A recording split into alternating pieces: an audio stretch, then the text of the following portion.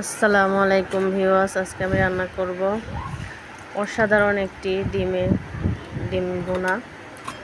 তো প্রথমে কড়াইয়ে লবণ হলুদ দিয়ে আমি ডিমগুলো সিদ্ধ করে পিস পিস করে কেটে নিয়েছি পাতলা পাতলা করে। তো এভাবে ডিম রান্না করলে আপনাদের সাশ্রয়ী হবে, অল্প ডিমে হয়ে যাবে, পরিবারের সবারই মিলে খেতে পারবেন। তো এখানে ডিমগুলো লবণ হলুদ দিয়ে ভেজে নিচ্ছি।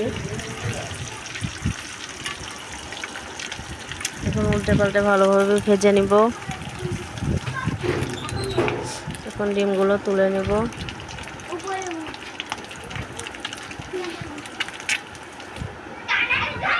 এখন কড়াইয়ের মধ্যে দিয়ে দেব পরিমাণ মতো পেঁয়াজ কুচি, কাঁচামরিচ কুচি দিয়ে নেড়ে চেড়ে কিছুক্ষণ ভেজে ব্রাউন কালার করে নেব। পেঁয়াজগুলো ব্রাউন কালার হয়ে গেলে এখানে দিয়ে দেব পরিমাণ মতো লবণ, 1 চা চামচ হলুদ, 1 চা চামচ মরিচ, আদা রসুন জিরা ব্লেন্ডার করা,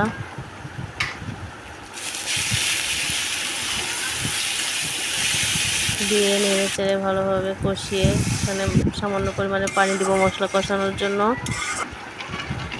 তারপর এখানে দিয়ে দিব কুচানো আলুগুলো দিয়ে নেড়ে চেড়ে কিছুক্ষণ কষিয়ে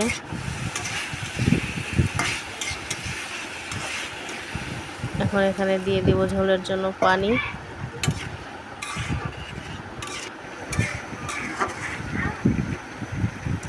এখন দিয়ে দিব ভেজে রাখা ডিমগুলো দিয়ে কিছুক্ষণ রান্না করে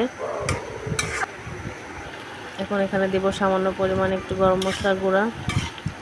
তো এইভাবে একবার হলেও ডিম ট্রাই করে দেখবেন আপনারা। আর আমার ভিডিওটা ভালো লাগলে প্লিজ একটা সাবস্ক্রাইব করে দিবেন।